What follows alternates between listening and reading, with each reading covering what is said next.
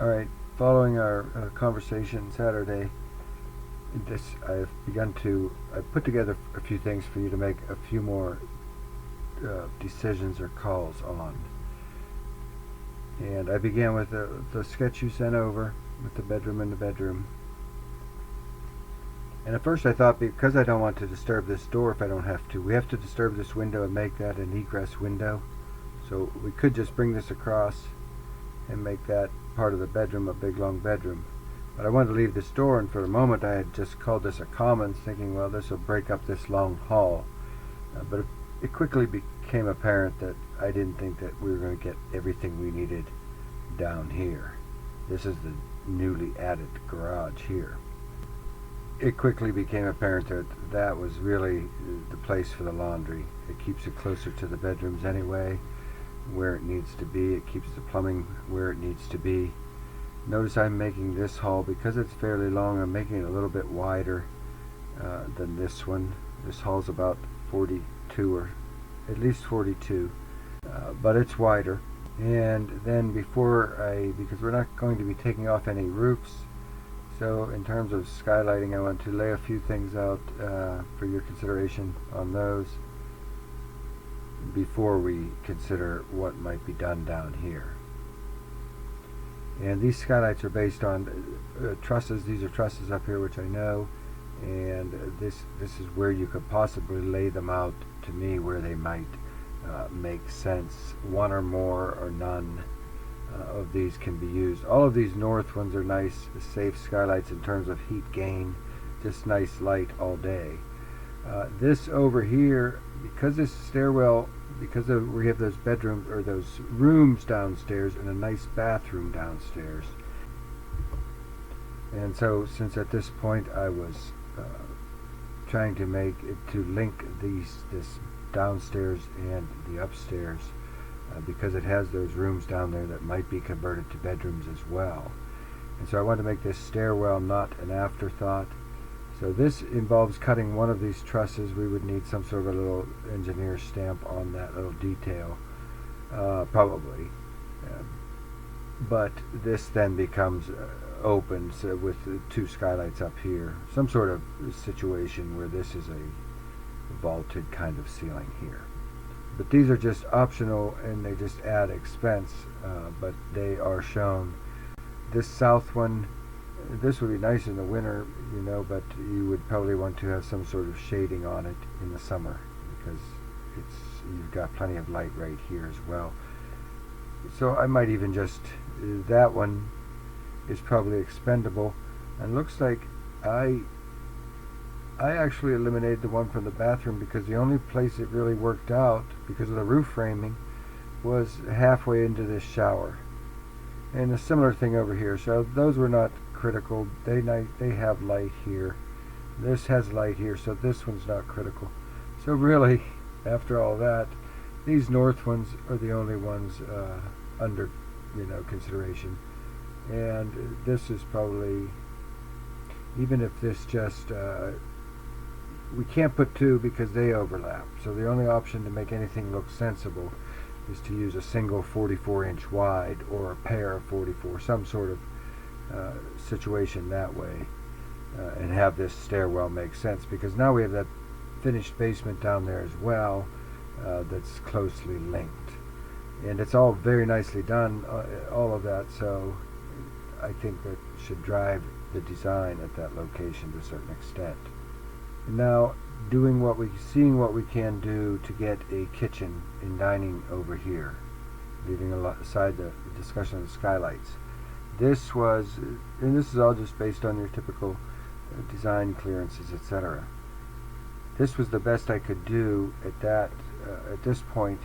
This was the best I could do, and this is the sink. The sink is obviously here, and you've got to have refrigeration here or cooking here, and refrigeration or cooking here is as near as I can see, unless you're going to cook at the island. This window, obviously these windows can slide anywhere along here, so maybe a sink and a stove can suit up here, but I know we're hoping to get some more glass on this wall, as was I. Notice, by the way, up here I have just reused this window here and actually reused the door as well. I've added the covered porch. And back here, these are just suggestions. This one exists. Something like this exists. And this comes over here. But if you're going to do this over here, you're going to want to probably consider at some point, it doesn't have to be now, but you can size the footings for it for a future roof covering similar to this, but coming over this, because that's going to be hot out there. You don't have to cover it all, or maybe you just cover a part of it so that you have some shade sometimes. This is west. Yeah, I would think this gets very warm in the summer. Now here's perhaps the only south skylights, and that's just to get, to bring this, get this all lit up in here. This is existing trusses here, so nothing different or anything is going to change from that, save for how you may or may not add skylights to that, and more can be put in on 2-foot centers.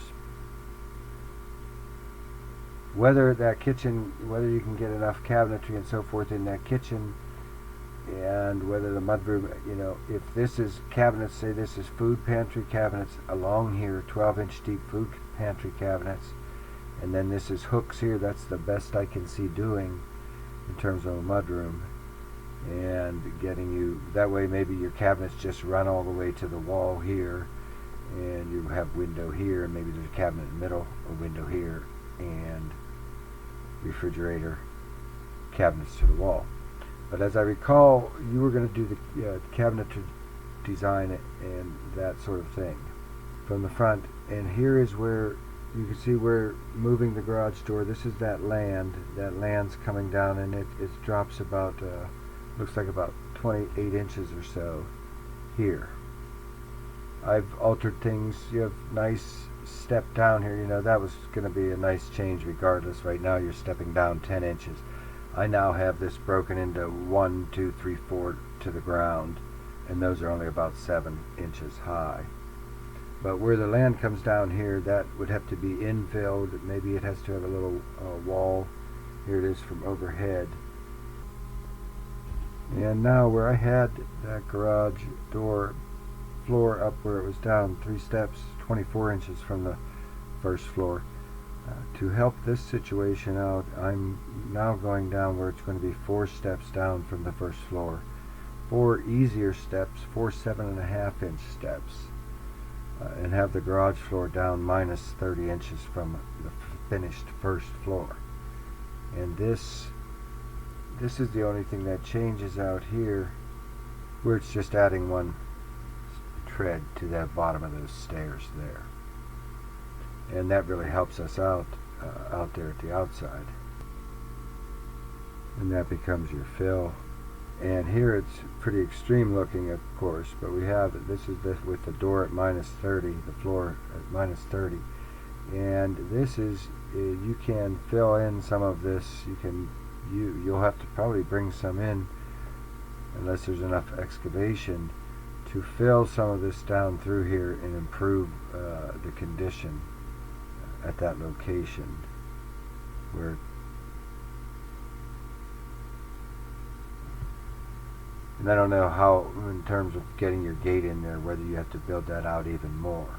And this driveway is just, I didn't want to spend too much time on this driveway. I just wanted to get it out there. My idea is that we wouldn't cut a new entrance to the road, that we would use that one and bring it to wherever we end up with our garage location.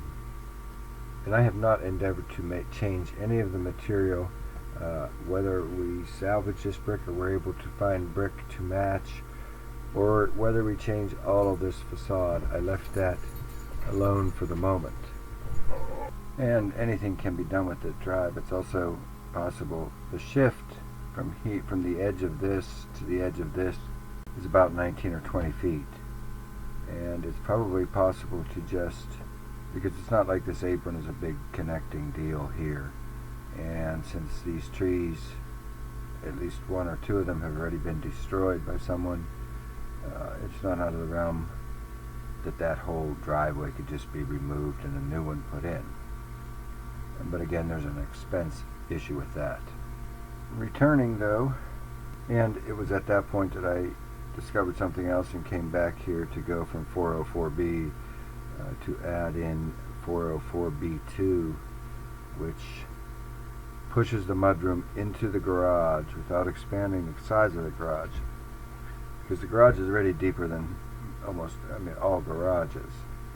And this was using the rear half of this first bay and making that a short bay, 19 feet, and moving the mudroom out here and the stairs out here. And so in front of the stairs you have about a standard garage depth here, about 22 feet. This allows the kitchen to expand to something that might be more usable for you. You can look at this, and I should mention that this is the existing garage, but we are going to be rebuilding that wall because there's nothing, that's the garage door opening, so there's nothing to be salvaged there.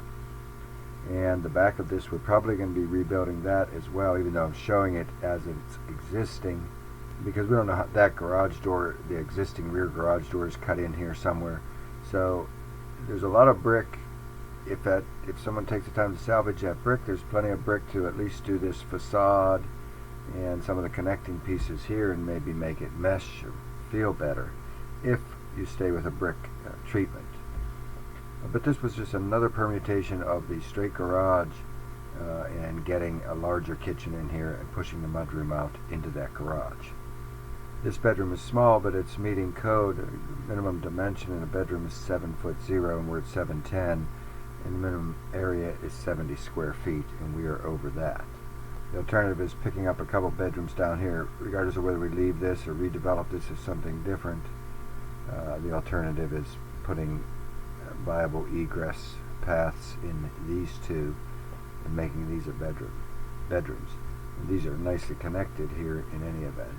This stair is presumably abandoned, taken out, and this is just used as a deep closet here, or storage area in any event.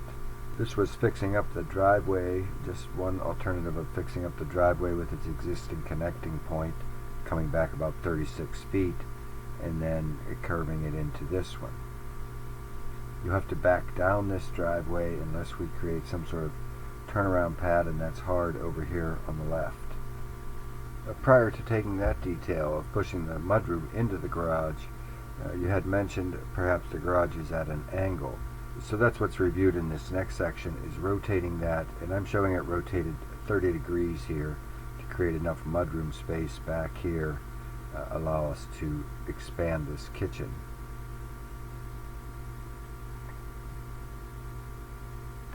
In a similar fashion as the last time, and then however that kitchen sets up is how it sets up. This is a little different arrangement than the one that was at B2, because the doorway is coming in low there, and this door comes up higher. It can come in low though, just like this.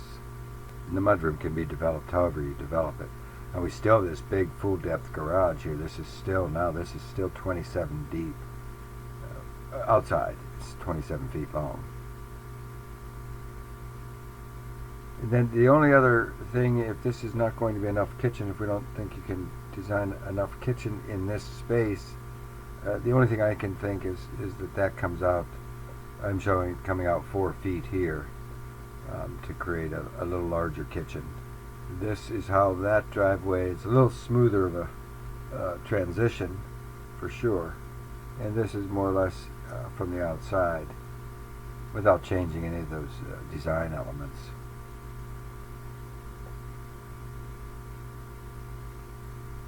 And I think that is the next section of review of things for you to consider. That's the angled one, and that's the flat one, just so you can see that.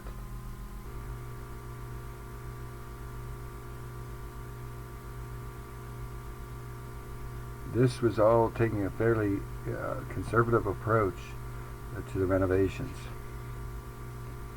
But good luck. Feel free to ask me to send over anything you'd like me to send over. I can send over all of these slides in a zip file or upload them somewhere. Anything that I can help in terms of your decision making. So thanks.